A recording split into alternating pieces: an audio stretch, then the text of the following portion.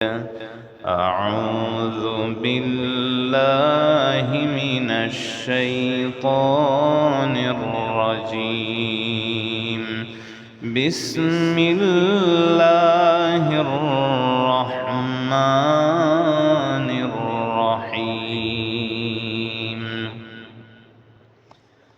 ثم قست قلوبكم من بعد ذلك فهي كالحجارة أو أشد قسوة صدق الله مولانا العظيم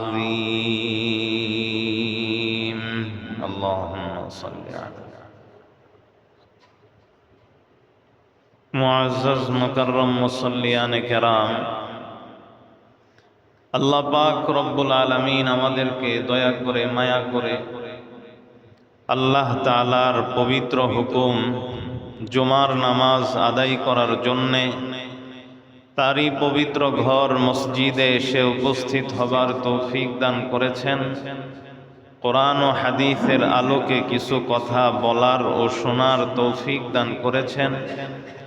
সেজন্যে আমরা সকলেই সেই মহান স্রষ্টার দরবারে শুকরিয়া আদায় করত আমরা আমাদের অন্তর থেকে পাঠ করি আলহামদুলিল্লাহ। মুআজ্জাজ মুসল্লিয়ানে কেরাম, আমি আপনাদের সম্মুখে সূরা বাকারার ৭৪ নম্বর আয়াতকে সামনে রেখে তাফসীর করতেছিলাম। আমরা একদম শেষের দিকে চলে এসেছি। ইনশাআল্লাহ এই সপ্তাহতেই এই আয়াতের তাফসীর শেষ হবে। গত জুমায় আমি আপনাদের সম্মুখে বলেছিলাম, আমরা মানুষদের অন্তর শক্ত হয় কি কি কারণে, মানুষের মন কঠিন হয়ে যায় কি কি কারণে, সেই কথাগুলো সেই কারণগুলো আপনাদের সম্মুখে দুই একটা গত জুমায় পেশ করেছি। তন্মধ্যে অন্যতম ১ নাম্বার কারণ ছিল খারাপ সঙ্গ। খারাপ মানুষের সাথে মিশার কারণে, তাদের সাথে চলাফেরা করার কারণে, অসৎ বন্ধু বানাইলে মানুষের অন্তর শক্ত হয়ে যায়, কঠিন হয়ে যায়, ইবাদত থেকে গাফেল হয়ে যায়। এই জন্য খারাপ ব্যক্তিদের সংস্রব, তাদের সাথে ওঠা বসা, তাদের সাথে বন্ধুত্ব করা, তাদের সাথে মেলামেশা করা থেকে সম্পূর্ণরূপে বিরত থাকতে হবে। যদি আমরা এটা করতে পারি তাহলে আমার অন্তরটা সুন্দর থাকবে, নরম থাকবে, আমার অন্তরে হেদায়েত থাকবে। ২ নাম্বার অন্যতম কারণ ছিল পেট ভরে খানা খাওয়া। তা আমরা যদি সবসময় পেট ভরেই শুধু খানা খাই তাহলে আস্তে আস্তে আমাদের মন, আমাদের অন্তর এটা শক্ত হয়ে যাবে। এই জন্য পেট ভরে না খাওয়া, পেটের ১/৩ জায়গা ফাঁকা রাখা।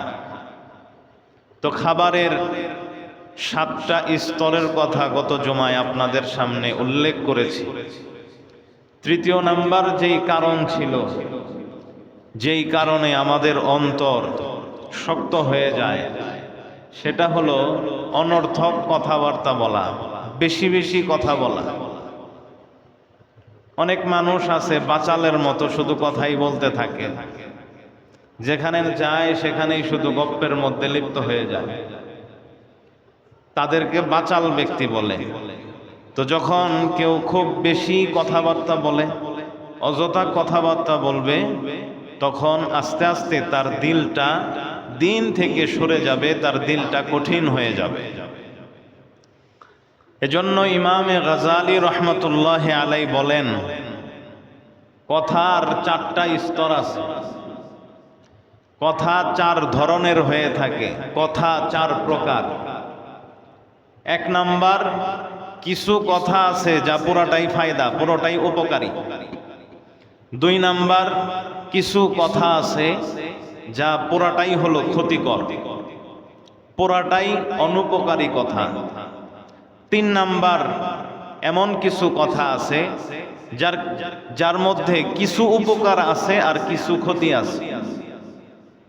3 নাম্বার, এমন কথাবার্তা যার মধ্যে কিছু উপকার আছে কিছু কি ক্ষতি আছে, দুনো সাইডই আছে। আর 4র্থ নাম্বার হলো এমন কথাবার্তা যার কোনো উপকারও নাই, যার কোনো ক্ষতি নাই, অনর্থক, যেটা বেফায়দা, বেনুকসান, না তার ক্ষতি আছে না তার উপকার আছে, এইরকম কথা। এই 4 ধরনের কথা হয়ে থাকে যা আমরা আমাদের জীবনে বলি। হয়তো সে কথার এমন হবে যে পুরাটাই উপকার, অথবা আমি যে কথাগুলো বলছি সেগুলো এমন হবে যা পুরাটাই ক্ষতিকর, অথবা আমি যে কথা বলছি এর মধ্যে কিছু কথা এমন হবে যার কিছুর উপকার আছে আর কিছুর ক্ষতি, অথবা আমি যে কথাগুলো বলছি দৈনন্দিন এর মধ্যে এমনও কিছু কথা আছে যার কোনো ফায়দাই নাই, কোনো ক্ষতিও নাই। এই 4 ধরনের কথা হয়ে থাকে। তাহলে কথাটাকে 100 যদি 100% আমরা ধরি, সেখান থেকে একটা 4 দিয়ে যদি এই 100কে আমরা ভাগ দেই তাহলে 25 করে অংশ হয়। 100কে যদি 4 ভাগ করি তাহলে 25 করে অংশ হবে। তো এর মধ্যে এই 100%-এর মধ্যে 25% কথা এমন আছে যেটা সম্পূর্ণই ক্ষতিকর। তো যেটা সম্পূর্ণ ক্ষতিকর, যেরকম আমি বললাম কথা 4 প্রকার, 4 প্রকারের মধ্যে 1 প্রকারের কথা আছে যেটা পুরাটাই ক্ষতিকর। তাহলে এই কথা থেকে আমার বাঁচতে হবে। তাহলে আপনার 100%-এর মধ্য থেকে 25% কিন্তু চলে গেল, এখন আর আছে 75%। এখন এই 4 প্রকারের কথার মধ্যে আরেক প্রকারের কথা আছে যার কোনো ফায়দা নাই, যার কোনো ক্ষতি নাই, অনর্থক, একবারে বৃথা কথা। তাহলে সেই কথাগুলো তো আমার বলার কোনো দরকার নাই, তাহলে সেটাকেও আপনি বাদ দেন, তাহলে 50% কথা অফ হয়ে গেল। এখন আছে আর দুই প্রকারের কথা, অর্থাৎ 50%। এই 2 প্রকারের কথার মধ্যে কিছু কথা এমন আছে যার মধ্যে ফায়দাও আছে আবার ক্ষতিও আছে। কিন্তু আমি কি এটা জানি যে আমার এই কথার মধ্যে হয়তোবা এরকম হবে যে ফায়দাটা বেশি ক্ষতিটা কম, অথবা এমন হবে যে ক্ষতিটা বেশি ফায়দাটা কম। তো যেটাই হোক, যেহেতু এই কথার মাঝে ক্ষতি আছে এজন্য আপনি এই প্রকারটাকেও বাদ দেন, তাহলে আপনার 75% কথাই বাদ হয়ে গেল। এখন থাকে শুধু আর 25%, অর্থাৎ কথার 4 প্রকারের 1 প্রকার, যেটা হলো সম্পূর্ণই উপকারী কথা।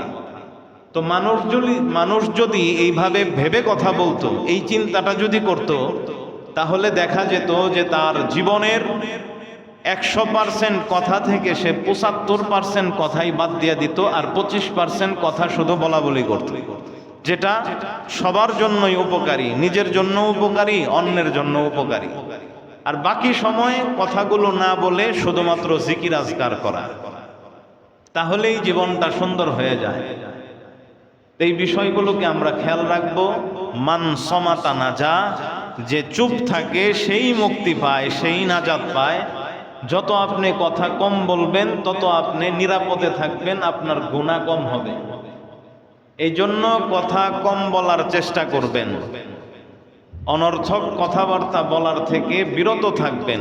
এই 4 প্রকারের কথার 3 প্রকারই আপনি বাদ দিয়ে শুধুমাত্র 1 প্রকার, যেটার উপকার, শুধু উপকার আর উপকার, যেই কথায় ওই কথাগুলোই আপনি বলবেন, বলার চেষ্টা করবেন। তাহলে আমরা 3 নাম্বার কারণ পেলাম, বেশি কথা বললে, অযথা কথা বললে দিল শক্ত হয়ে যায়। 4র্থ নাম্বার যেই কারণে আমাদের অন্তরগুলো শক্ত হয়ে যায় সেটা হলো অত্যাধিক হাসার কারণে। খুব যারা হাসে, এই হাসির কারণে তাদের অন্তর শক্ত হয়ে যায়। এজন্য মুসলমান বিশ্বনবী রাহমাতুল লিল আলামিন বলেন, সাহাবায়ে কেরামকে লক্ষ্য করে, কে আসো আমার থেকে কয়েকটা কথা নিয়া সেটার উপরে আমল করবা, অথবা আমার থেকে এই কথাগুলো শুনে এমন ব্যক্তির কাছে পৌঁছে দিবা যে এই কথাগুলোর উপরে আমল করবে। এই কথা শোনার পরে হযরতে আবু হুরায়রা রাদিয়াল্লাহু তাআলা আনহু বলেন, ইয়া রাসূলুল্লাহ, আমি আপনার সাহাবী, এই কথাগুলো শোনার জন্য এবং আমল করার জন্য প্রস্তুত আছি। বিশ্বনবী রাহমাতুল লিল আলামিন আবু হুরায়রার এই কথা শোনার পর আবু হুরায়রার হাত ধরে বিশ্বনবী রাহমাতুল লিল আলামিন 5টা কথা বলেছেন। 1 নাম্বার, আবু হুরায়রা, তুমি হারাম থেকে বাঁচো, তাহলে দুনিয়ায় তুমি সবচেয়ে বড় আবেদ হইতে পারবা, সবচেয়ে বড় অনেক ইবাদতকারী হইতে পারবা যদি তুমি হারাম থেকে বাঁচো। 2 নাম্বার যেই কথাটা বিশ্বনবী রাহমাতুল লিল আলামিন আবু হুরায়রাকে বলছে, আবু হুরায়রা, আল্লাহর পক্ষ থেকে তোমাকে যেই রিজিক দেওয়া হয়েছে তুমি ওই রিজিকের উপরে সন্তুষ্ট হয়ে যাও, তাহলে দুনিয়ায় তুমি সবচেয়ে বড় ধনী হইতে পারবা। কেননা যে আল্লাহর পক্ষ থেকে বন্টিত রিজিক নিয়ে সন্তুষ্ট, দুনিয়ায় তার চেয়ে বড় ধনী আর কেউ হয় না। 3 নম্বরে বিশ্বনবী রাহমাতুল লিল আলামিন বলে, আবু হুরায়রা, প্রতিবেশীর উপরে তুমি ইহসান করো, ভালো ব্যবহার করো, তোমার আশেপাশে যারা থাকে তাদের উপরে তুমি ভালো ব্যবহার করো, তাদের সাথে উত্তম আচরণ করো, তাদেরকে তুমি কষ্ট দিও না। ও বাড়িওয়ালারা যারা তোমরা আছো, তোমাদের ড্রেনের পানির কারণে রাস্তায় যখন পানি জমে যায়, এই ড্রেনের পানির কারণে কত মানুষই না কষ্ট পায়। এই কষ্ট পাওয়ার কারণে আমি আর তুমি পাক্কা মুমিন হইতে পারি নাই। এই কষ্ট দেওয়ার কারণে, প্রতিবেশী কষ্ট দেওয়ার কারণে, যেমন বাড়ির উপর থেকে যখন ছাদের জমা পানি এমন ভাবে পড়ে, প্রতিবেশী যখন রাস্তা দিয়া হেঁটে যায় তখন তার শরীরে ওই পানির ছিটা লাগে। এমন যদি হয় মুসলমান, এইরকম যদি চলতে থাকে, বিশ্বনবী রাহমাতুল লিল আলামিন বলে, আবু হুরায়রা, প্রতিবেশী যেন তোমার কারণে কষ্ট না পায়, তুমি প্রতিবেশীর সাথে ভালো আচরণ করো। তুমি তাদেরকে থাকার জন্য ভালো ব্যবস্থা করে দিলা, তাদের হাঁটার জন্য ভালো ব্যবস্থা করে দিলা, কষ্ট না পায় এমন সব কাজ তুমি করলা, তাহলে আমি নবী তোমার জন্য সার্টিফিকেট দিলাম, দুনিয়ায় আখেরাতে তুমি পাক্কা মুমিন হিসেবে থাকবা। ও মুসলমান, 4th নম্বরে যেই কথাটা বিশ্বনবী রাহমাতুল লিল আলামিন বলছেন, নিজের জন্য যেটা তুমি ভালোবাসো অপরের জন্য তুমি সেইটা পছন্দ করো। নিজের জন্য কি তুমি এইটা পছন্দ করো যে তোমার শরীরে পানির ছিটা লাগুক? না, পছন্দ তো করো না। তাহলে নিজের বাড়ির পাইপটার লাইন এইভাবে দিলা কেন যে মানুষের শরীরে পানির ছিটা যায়? নিজের জন্য তো পছন্দ করো আরাম আয়েশ, তাহলে অপরকে কেন কষ্ট দাও? নিজের জন্য পছন্দ করো উত্তম রাস্তা, এমন রাস্তা নিজের জন্য পছন্দ করো যেখানে তুমি হেঁটে আরাম পাবা। তাহলে অপরের জন্য কেন এমন রাস্তা তৈরি করে দিলা, এমন ব্যবস্থা করে দিলা যে সব মানুষের এই রাস্তা দিয়ে হাঁটতে অসুবিধা হয়? ও মুসলমান, এই জন্য বিশ্বনবী রাহমাতুল লিল আলামিন বলেন, নিজের জন্য যেইটা তুমি পছন্দ করো, নিজে যেটা খেতে পছন্দ করো, নিজে যেটা পড়তে পছন্দ করো, নিজে যেভাবে চলতে পছন্দ করো, অপরের জন্য যখন করতে যাও তখন তার জন্য সেটাই পছন্দ করো।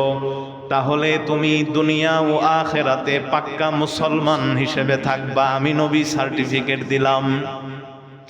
5 নম্বরে বিশ্বনবী রাহমাতুল লিল আলামিন বলে, আবু হুরায়রা বেশি হাসিও না, কেননা যে বেশি হাসে তার অন্তর মরে যায়, তার দিলটা শক্ত হয়ে যায়, দিলটা মরে যায়, দিলটা তখন দ্বীনের থেকে সরে যায়, হেদায়েতের নূর থাকে না। এজন্য কম হাসবা, আল্লাহর ফিকির করবা, নবীর ফিকির করবা, নবীজি সাল্লাল্লাহু আলাইহি ওয়াসাল্লামের সুন্নাহ অনুযায়ী চলবা।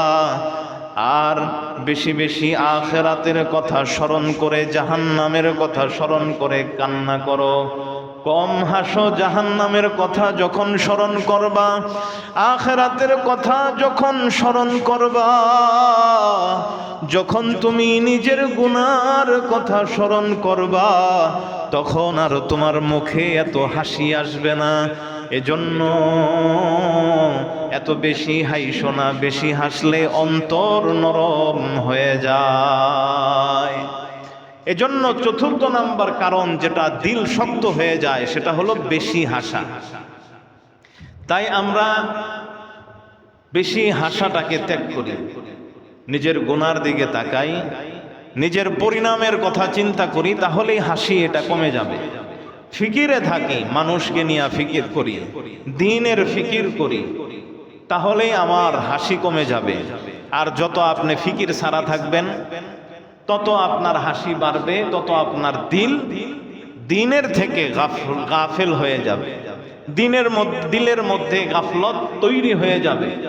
এজন্য বেশি বেশি দ্বীনের সাথে জোড়া, নামাজ পড়া, নামাজের পাশাপাশি যারা তাবলীগের কাজ করে তাদের সাথেও জোরে এই দ্বীনের কাজ করা, মহল্লার মানুষকে নামাজের দিকে নিয়ে আসার চেষ্টা করা, মহল্লার মানুষকে নামাজের দাওয়াত দেওয়া। আমি বলি, অনেক জায়গায় বলি, অনেকে আছে চিল্লাই যাওয়ার ভয় পায়, 3 দিনে বের হইতে হবে এই ভয় পায়, অথবা সাল লাগাইতে হবে এই ভয় পায়। আপনি সালও লাগায়েন না, চিল্লাও লাগায়েন না, আপনার 3 দিনে বেরো হইতে হবে না, কিচ্ছু করতে হবে না। কিন্তু আপনি যারা এখানে দ্বীনের কাজ করে, তাবলীগের কাজ করে, তাদের সাথে আপনি জোড়েন। অন্য কোনো জায়গায়ও আপনি না যায়, এই কাজ না করলেও আপনার মহল্লাই আপনি তাদের সাথে থেকে এই দ্বীনের কাজটা করেন, মানুষকে নামাজের প্রতি দাওয়াত দেন। আপনি একটা কথা একজনকে বললে সেটার যে কাজ হবে, আমি যাইয়া বললে সেখানে কাজ হবে না। আপনার পরিচিত একজন লোক দোকানে আছে, আপনার পরিচিত একজন লোক আপনার বাসায় থাকে, তা আপনি যদি তাকে যাইয়া দাওয়াত দেন, আপনার কথায় কাজ হবে বেশি, কারণ আপনাকে সে মানে, আপনাকে ভালোবাসে, আপনাকে সম্মান করে। এজন্য আমরা যুবক এবং আমরা মুরব্বীরা, সাধারণ মানুষ যারা আছি, আমরা মহল্লায় এই দ্বীনের কাজটা খুব বেশি বেশি করি, মানুষকে নামাজমুখী করি, নামাজের দিকে নিয়ে আসি, মসজিদের দিকে নিয়ে আসি। এই কাজটা আমরা ইনশাল্লাহ সবাই করব। যারা আপনারা থাকেন এই কাজটা থেকে আপনারা মাহরুম হয়েন না। আপনি বাহিরে না যান, অন্তত আপনি আপনার এই মুসলিম টেক মহল্লার মধ্যেই এই কাজটা করেন। আপনার এই কাজের ওসিলায় যদি এই মানুষগুলো বেশি বেশি মসজিদে আসে, নামাজ পড়ে, এটাই আপনার নাজাতের জন্য ওসিলা হয়ে যাবে। তো ইনশাআল্লাহ আমরা এই কাজগুলো বেশি বেশি করব। 5 নম্বরে যেই কারণে আমাদের অন্তরগুলো শক্ত হয়ে যায়, এর মধ্যে অন্যতম হলো বেশি বেশি যারা গুনাহ করে। গুনার উপরে গুনাহ করলে অন্তরটা শক্ত হয়ে যায়। এজন্য নবীজি সাল্লাল্লাহু আলাইহি ওয়াসাল্লাম বলেন, ইন্নাল আবদা ইযা আখতা খাতিআতান নুকিতাত ফি কলবিহি নুকতাতুন সাওদা।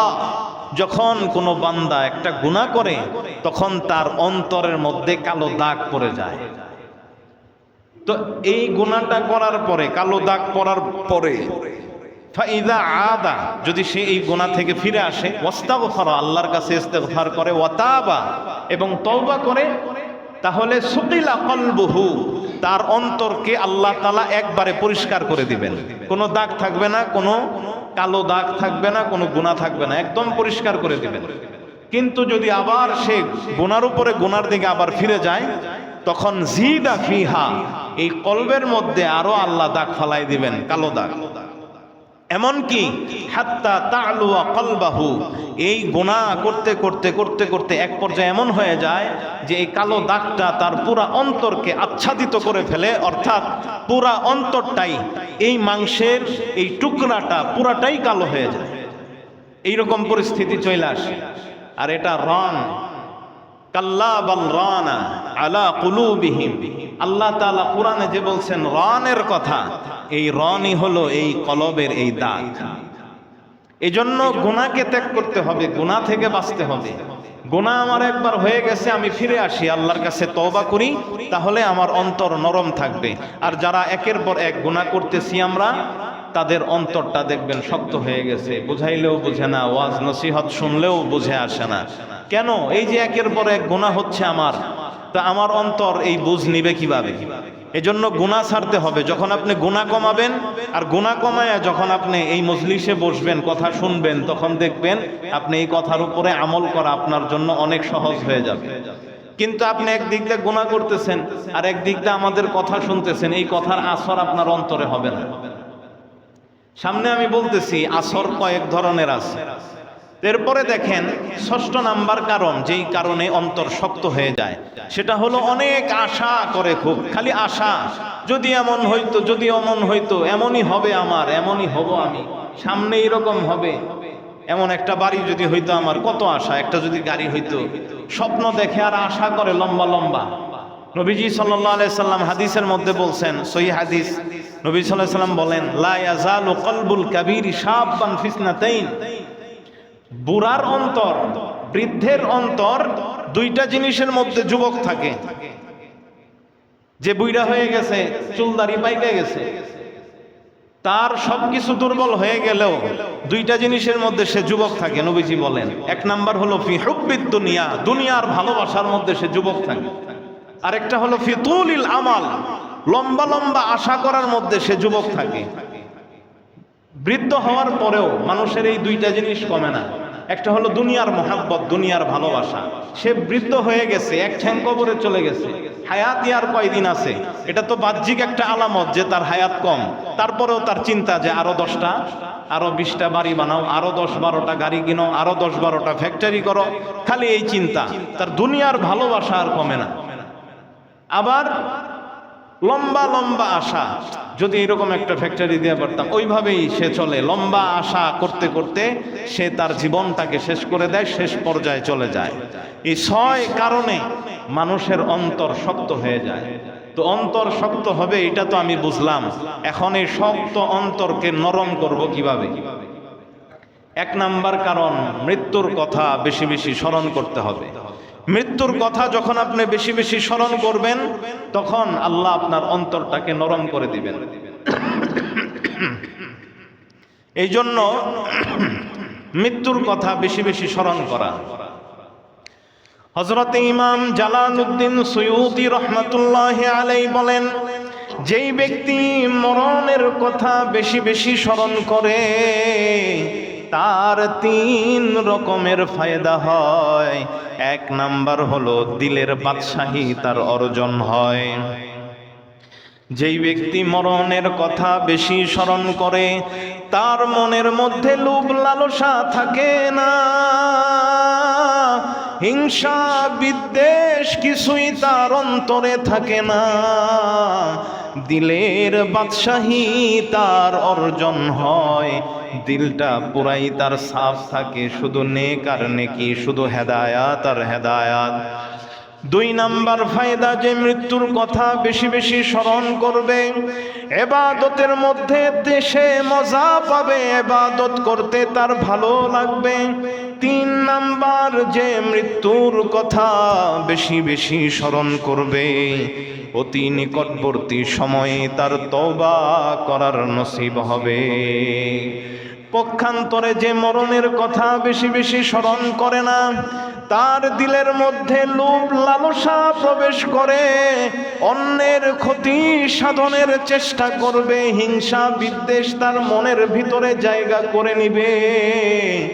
2 নাম্বার ক্ষতি, ইবাদতে সে স্বাদ পাবে না, মজা পাবে না। নামাজ পড়ে ঠিক কিন্তু কোনো মজা নাই, রোজা রাখে ঠিক কিন্তু কোনো মজা সে পায় না, কেননা মৃত্যু থেকে সে গাফেল। 3 নাম্বার ক্ষতি, যে মরণের কথা স্মরণ করবে না, তার তওবা নসিব হবে না। এমন হবে যে সে তওবা ছাড়াই তার মৃত্যু হয়ে গেছে।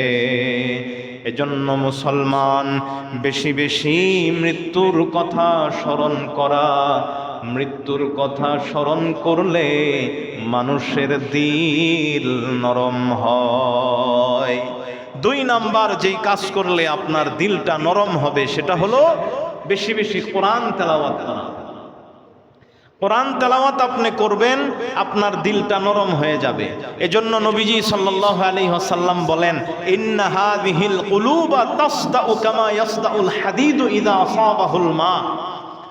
লোহায় যেরকম পানি পৌঁছাইলে জং ধরে, এই দিলগুলাও ওইরকম জং ধরে যায়।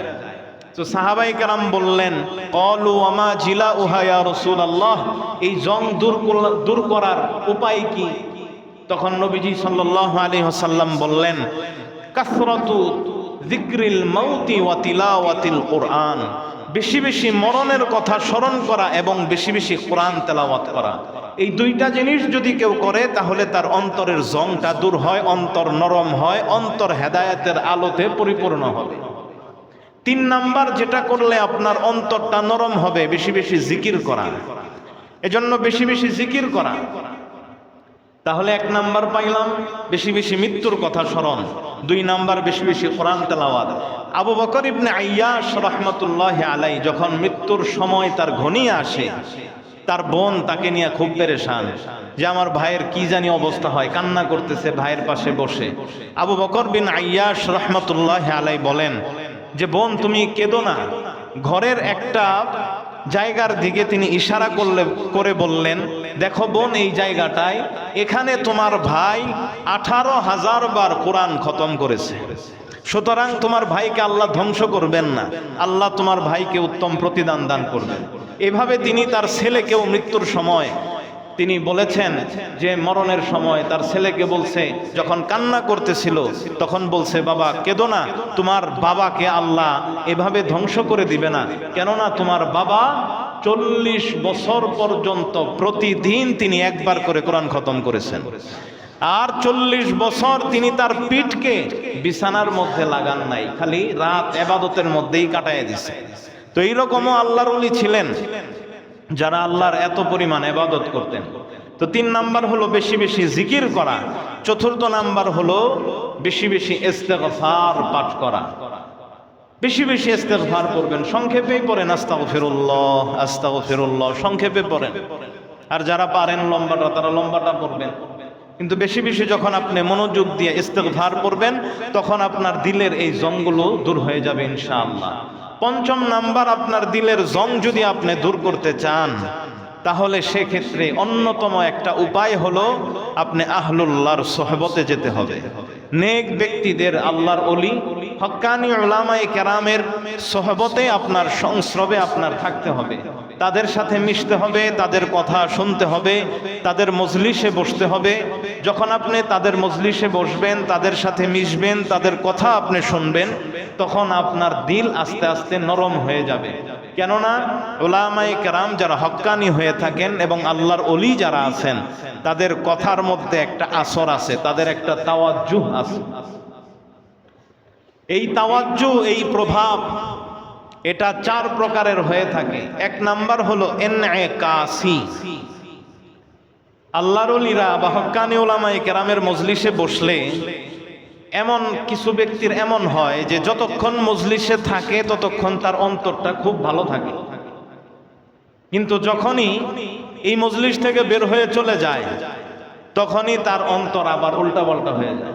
যেরকম আমি মজলিসে বসছি, বয়ান শুনতেছি, কথা শুনতেছি হুজুরের, আমার শায়েখের আমি কথা শুনতেছি, আমার ভিতরে এখন আমি অনেক ইচ্ছা করতেছি যে আমি আগামীকাল থেকে ভালো হয়ে যাবো, 5 ওয়াক্ত নামাজ পড়বো, সব কিছুই করবো। মজলিসে বৈশা তার এই কল্পনা ঝল্পনা চলতেছে যে আসলেই তো আমি কি করতেছি, ভুল বুঝতে পারতেছি। কিন্তু যখনই এই মজলিস থেকে উঠে বাহিরে গেল, তখনই তার সব শেষ। এই প্রভাব, এই যে বয়ানের এই আসর, এই যে তাওয়াজ্জুহ শায়েখের, এটাকে বলা হয় ইনঈকাসি। এটার উদাহরণ এরকম, যেরকম আমি একটা সুঘ্রাণযুক্ত ধূপ জ্বালাইলাম, আপনি যতক্ষণ এই মজলিসে থাকবেন ততক্ষণ আপনি এই ধূপের, এই সুঘ্রাণযুক্ত ধূপের গন্ধ আপনি ঘ্রাণ নিতে পারবেন। যখন আপনি এই রুম থেকে বের হয়ে চলে যাবেন তখন আপনি আর এই সুঘ্রাণযুক্ত ধূপের ঘ্রাণ আপনি পাবেন না। তো এটা হলো ঠিক এই রকম, যতক্ষণ আপনি হুজুরের অথবা শায়েখের হক্কানি আলেমের মজলিসে থাকেন ততক্ষণ কেমন যেন আপনার অন্তরে একটা পরিবর্তন আসে, কিন্তু আপনি যখনই তার মজলিস থেকে বের হয়ে চলে যান তখন আর সেটা থাকে না। এই তাওয়াজ্জুহকে বলা হয় ইনআকাস। 2 নাম্বার আছে তাওয়াজ্জুহ, সেটা হলো ইলকাই। এটা কেমন?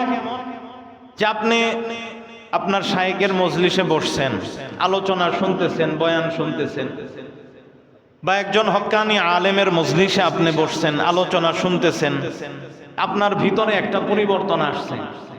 আপনি বাইরে গেছেন, তারপরেও আপনার ভিতরের এই পরিবর্তনটা ঠিক আছে, কিন্তু যখনই আপনি বাইরে যেয়ে মোবাইল চালাইলেন, ফেসবুকে ঢুকলেন, বিভিন্ন গুনার কাজে আপনি লিপ্ত হয়ে গেলেন, আপনার এটা চলে গেল। তো যেই রকম ধরেন আপনি একজনের, আপনার আগুনের দরকার কিন্তু আপনার কাছে জ্বালানির মতো কিছু নাই, তা আপনি একজনের বাড়িতে গেলেন, মোমবাতি জ্বালায় আনলেন। এখন এই মোমবাতির এই আগুনটাকে তার বাড়ি থেকে আপনার বাড়িতে আনা পর্যন্ত আপনার খুব সেফলি এটাকে আনতে হয়, যেন এটার মধ্যে বাতাস না লাগে, বাতাস লাগলে সেটা নিভে যাবে। এজন্য আপনি এটাকে এইভাবে ঢেকে তারপরে নিয়ে আসেন, কেননা যদি আপনার এটা খুলে থাকে আর আপনি হাঁটেন, বাতাসে আপনার এটা নিভে যাবে। তো ঠিক তদ্রূপ কিছু কিছু মানুষ এরকম হয় যারা আমাদের মজলিসে বসে অথবা যার কাছে বায়াত হয়, শায়েখের দরবারে বসার পরে তার অন্তরে একটা চেঞ্জ আসে। এটা শায়েখের একটা তাওয়াজ্জুহ, তার কথার একটা প্রভাব। তো অন্তরে যখন পরিবর্তন আসে, এই পরিবর্তনটা বাকি থাকে। মজলিস থেকে উঠে গেল, তারপরেও এই পরিবর্তনটা তার আসে, কিন্তু বন্ধু বান্ধবের সাথে মিশার পর অথবা মোবাইল, বাড়িতে গেল, টিভি দেখলো, এই গুনার কারণে যেরকম বাতাস লাগার কারণে মোমবাতির আলোটা নিভে যায়, ওই রকম এই প্রভাবটা, এই পরিবর্তনটা অন্তরের বাহিরে যাওয়ার পরে গুনাহ করার কারণে এটা দূর হয়ে যায়। এটাকে বলা হয় ইলকাই, তাওয়াজ্জুহ। আর 3 নাম্বার আছে ইসলাহি। শায়েখের কথার এমন প্রভাব, এমন তার তাওয়াজ্জুহ, যে আপনি তার মজলিসে বসেন, আপনার অন্তর পরিবর্তন হয়ে যায়, বাহিরে গেছেন তাও পরিবর্তন হয় নাই, অন্তরের এই ভাবটা এখনো বাকি আছে। আপনি টুকটাক গুনার কাজ করছেন, তারপরেও দেখেন যে আপনার অন্তরটা এখনো ওই যে কথা শুনে আসছিলেন, একটা প্রভাব আপনার অন্তরে আছে। কিন্তু যখন আপনি বড় বড় গুনার মধ্যে লিপ্ত হয়ে যান, তখনই দেখেন যে এই প্রভাবটা দূর হয়ে যায়। এই রকম প্রভাবকে বলা হয় ইসলাহি প্রভাব। আর সর্বশেষ শায়েখের তাওয়াজ্জুহ এবং প্রভাবের প্রকার হলো ইত্তেহাদি, মানে শায়েখ আপনাকে, শায়েখে যে আমল করে আপনিও সেই আমল করেন, আপনি শায়েখের মতো ওই একই রকম ভাবে চলেন। তো শায়েখের আপনার প্রতি এরকম ভাবে তাওয়াজ্জুহ এবং তার কথার এমন প্রভাব হয় যে আপনি হুবহুব একদম শায়েখের মতোই আল্লাহওয়ালা হয়ে যান। আর কখনো আপনার দ্বারা গুনাহ হয় না, কখনো আপনার দ্বারা অনৈতিক কোনো কাজ হয় না। এইরকম পরিবর্তন হয়। এটা আমল করতে করতে এক পর্যায়ে এরকম পৌঁছে যায় যখন আপনি শায়েখের কথা অনুযায়ী ওইভাবে করবেন। তো এই জন্য সৎ লোকের সোহবত লাগবে, ভালো মানুষের সাথে বসতে হবে, ভালো থাকতে হলে হক্কানি উলামায়ে কেরামের সংস্রবে থাকতে হবে, এবং পারলে কোনো আল্লাহ ওয়ালার সোহবতে থাকা, তাতে আপনার অন্তরটা ঠিক থাকবে। যেই রকম আমরা মনে করেন নজর, বদ নজর লাগে, তো আপনারা তো এটা সবাই জানেন, অনেক মানুষের বদ নজর লাগা যায়, খারাপ দৃষ্টি লাগে। এটা সত্য না? নবীজি সাল্লাল্লাহু আলাইহি সাল্লাম বলছেন আল আইনু হাক্কুন, যে বদ নজর এটা সত্য, এবং এটার চিকিৎসাও নবীজি সাল্লাল্লাহু আলাইহি সাল্লাম হাদিসে বলে দিয়েছেন যে কারো যদি বদ নজর লাগে তাহলে চিকিৎসা কি করবে। তার মানে বোঝা গেল যে একজনের খারাপ দৃষ্টি লাগা এটা সত্য। তাহলে আপনার কি মনে হয়, ভালো মানুষের ভালো দৃষ্টি, এটার কি প্রভাব আপনার মাঝে পড়বে না? অবশ্যই পড়বে। একটা গরম 1 কাপ চা যদি আপনার শরীরকে গরম করতে পারে, তাহলে একজন আল্লাহর ওয়ালা, আল্লাহর ওলি, একজন হক্কানি আলেমের মজলিসে যখন আপনি থাকবেন, তার কথা বয়ান যখন আপনি শুনবেন, এটা কি আপনার মাঝে পরিবর্তন আনতে পারবে না? অবশ্যই আনতে পারবে। এক কাপ গরম চা যদি মানুষের মাঝে পরিবর্তন আনতে পারে, তাহলে একজন আল্লাহর ওলি, একজন হক্কানি আলেমের কথায়ও মানুষের মাঝে প্রভাব ফেলতে পারে। সেই জন্য আমরা আল্লাহর ওলিদের সাথে মিশি, হক্কানি উলামায়ে কেরামের সংস্রবে আমরা থাকার চেষ্টা করি। আল্লাহ পাক রব্বুল আলামিন আমাদের সবাইকে হক্কানি উলামায়ে কেরাম, আল্লাহর ওলিদের সোহবতে থাকার তৌফিক দান করেন, আমিন।